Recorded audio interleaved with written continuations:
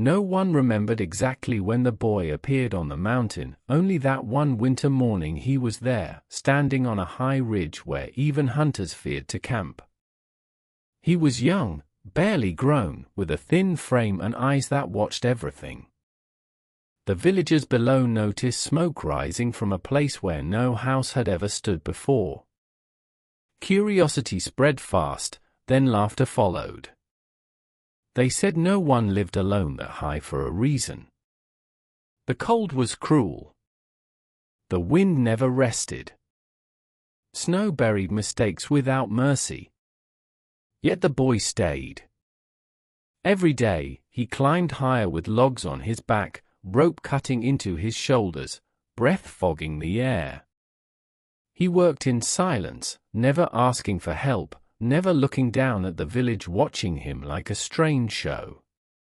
At first, people thought he was building a normal cabin. Then they noticed something odd. The walls were thicker than needed. He placed logs in careful layers, sealing gaps with mud and pine resin. He measured again and again, as if one wrong inch could ruin everything. When the walls were done, he didn't stop. Instead of one roof, he built another frame above it, leaving a wide space in between. The villagers laughed louder. "Does he think snow falls upward?" someone joked. "He's wasting wood," another said. "That boy is afraid of ghosts," they mocked. The boy heard none of it. Or maybe he did and chose not to care. He carved small openings near the ground and near the roof, covering them with angled boards. He dug into the slope behind the cabin, cutting the earth until part of the cabin rested inside the mountain itself. Then he covered it again with packed soil and stone. To the villagers, it looked foolish. To the mountain, it looked careful. Days passed. The boy's hands cracked from cold. His face grew sharper, older. Still, he worked fast, never slow, never lazy. At night, a single warm light glowed inside the cabin. From far below, it looked lonely. From inside, it felt safe. He built storage beneath the floor, hiding dried food and tools where frost could not reach. He stacked firewood inside hollow spaces between walls. He shaped the roof so snow would slide, not sit. Every choice had a reason, though no one asked him what it was. Once, an old hunter climbed halfway up the trail and shouted, "Winter will kill you, boy. Come down before it's too late." The boy paused, wiped snow from his brow, and said calmly, "Winter already knows I'm here." The hunter shook his head and left. As autumn faded, the mountain changed. Wind sharpened. Night stretched longer. Animals moved lower, sensing danger. The boy watched the sky more than ever. He studied clouds like messages. He listened to the trees crack and groan, learning their warnings. Below, the villagers prepared in their usual way. They patched roofs, stored food, and trusted what had always worked before.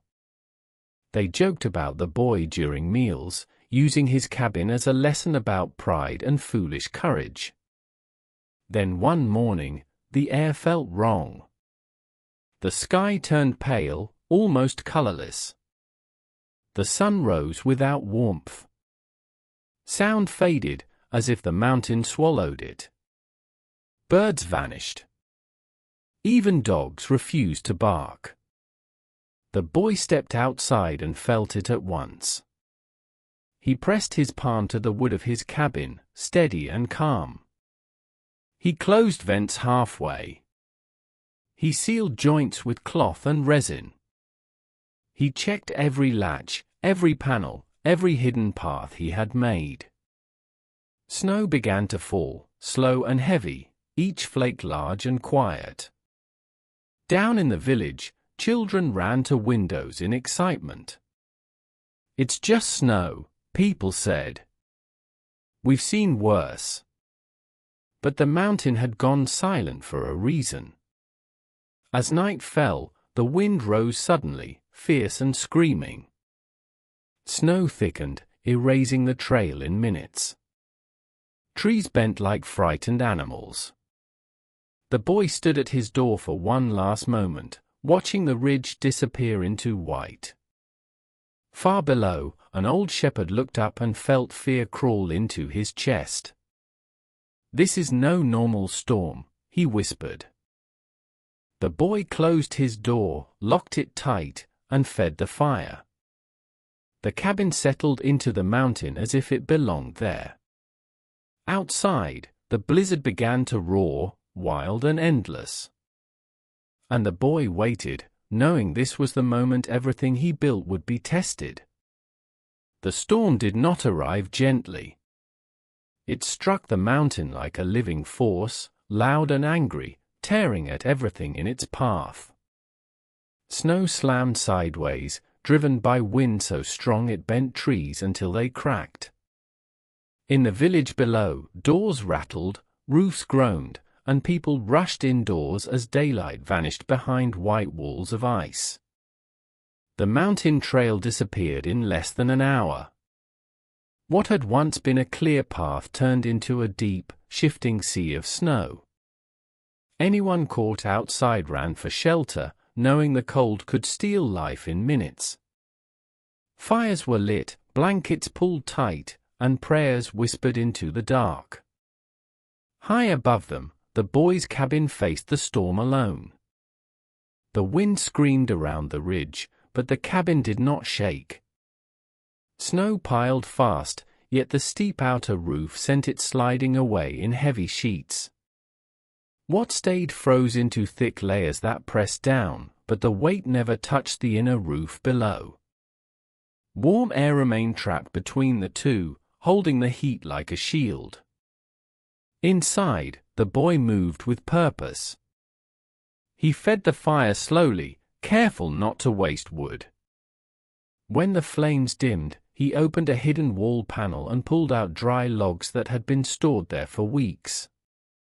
His hands moved fast but calm, as if this moment had already happened in his mind many times before. Outside, the storm grew worse. By the second day, the village was in trouble. Smoke stopped rising from some homes where fires had gone out. Snow blocked doors and windows. People dug for hours, only to watch the wind fill the holes again. Food grew scarce. Fear settled in like the cold. Someone shouted what many had been thinking. "The boy is still up there." Silence followed. They all knew the truth. No one could reach him. Even if he were alive, the mountain had sealed itself shut. Above them, snow buried the cabin deeper with every hour. The boy opened narrow vents carved at sharp angles, allowing fresh air to slide in without letting the wind rush through. He melted snow using heat trap beneath the floor, collecting water without stepping outside. The cabin breathed, warm and steady, while the storm raged on. That night, a deep sound rolled across the peaks. It was not wind. It was the mountain itself. The ground trembled. Snow shifted. A roar thundered through the valley, louder than anything before. The villagers ran to their windows, hearts pounding. Avalanche! A massive wall of snow broke loose high above the ridge. Trees vanished as if swallowed whole. The sound crushed the air, fast and unstoppable. It raced straight toward the place where the boys' cabin stood. Down below, people turned away. No one wanted to see the end. The avalanche struck the ridge with brutal force. Snow and ice surged forward, smashing into the slope. In seconds, the cabin disappeared, buried under tons of frozen weight. The mountain fell silent again, as if nothing had happened. "He's gone," someone whispered. The storm did not stop. Another night passed. Then another. Cold tightened its grip on the village. One house collapsed under the weight of snow. Another cracked, letting wind pour inside. People gathered together, sharing warmth, sharing fear. Still, smoke rose from the ridge. At first, no one believed it. Then someone pointed with a shaking hand. A thin line of grey lifted from the snow where the cabin had been. Hope returned, fragile and quiet. Inside the buried cabin, the boy listened to the slow creaks above him. The avalanche had sealed him in, but it had also done something else. It had packed the snow so tight that no wind could reach the walls. The mountain itself now acted as armor. The boy checked his airflow. Clear. He checked his heat. Steady. He checked his food. Enough. He sat down and waited.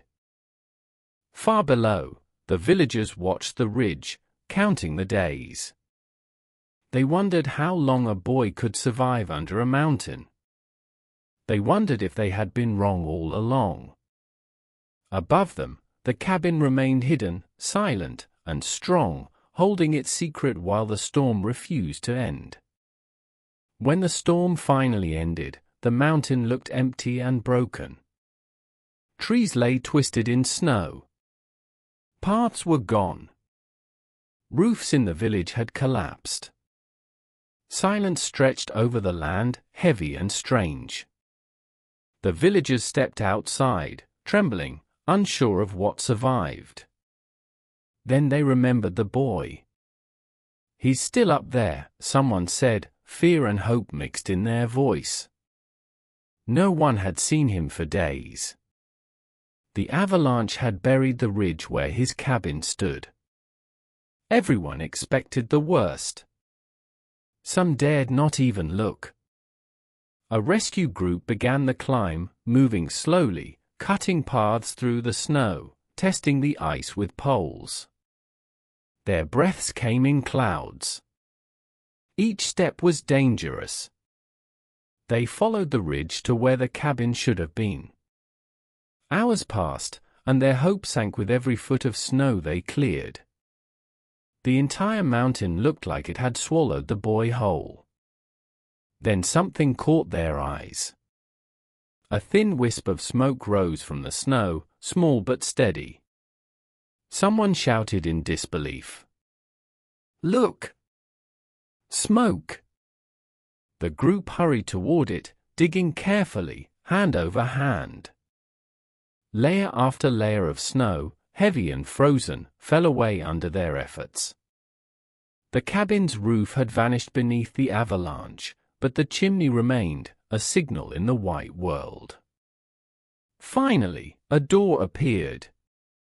And then it opened, from the inside. The boy stepped out, calm, warm, untouched by the storm. His clothes were dry. His face was pale but steady. The villagers and rescuers stared, stunned, unable to speak.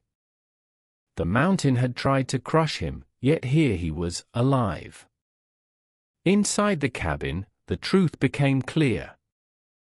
The boy had built it not to resist the storm, but to survive it. The hidden channels had melted snow for water.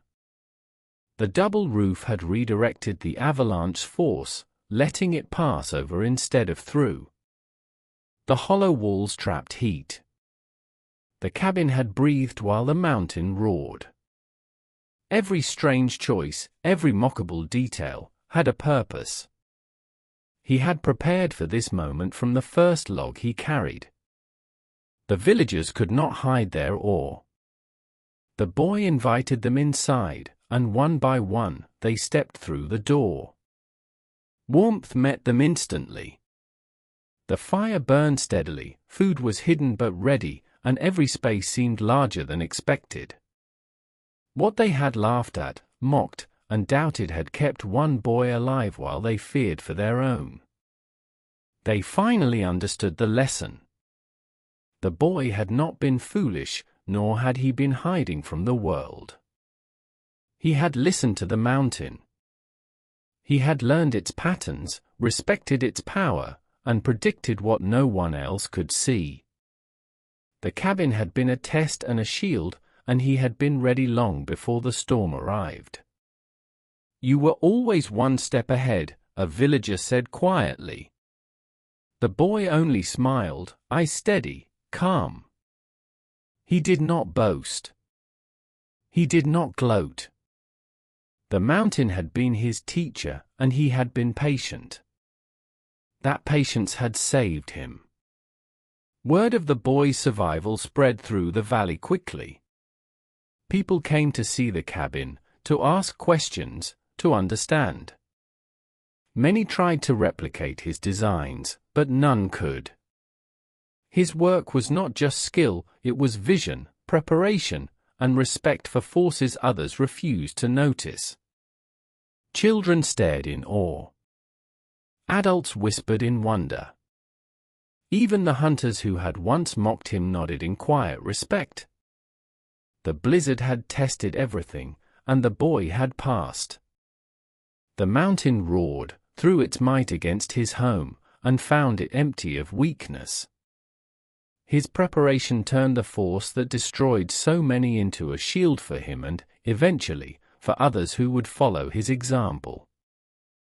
In the weeks that followed, the villagers rebuilt their homes with caution inspired by what they had learned.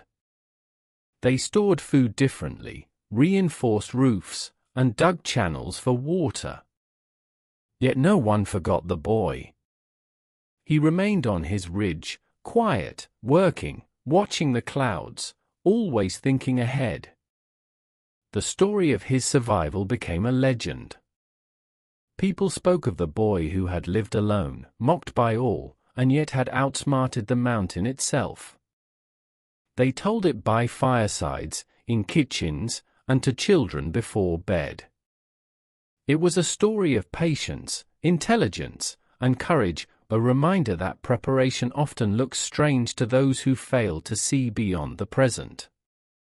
The boy continued his life on the ridge, calm and focused. He had faced the storm and the avalanche and had emerged stronger, wiser, and ready for whatever the mountains might throw next. He had proven that true survival did not rely on strength alone, but on vision, planning, and the courage to follow one's own path, no matter how others laughed. And while the villagers rebuilt and survived, they always remembered the boy's cabin buried under snow, rising again like a symbol of hope, intelligence, and the quiet power of one who had prepared for the worst and won.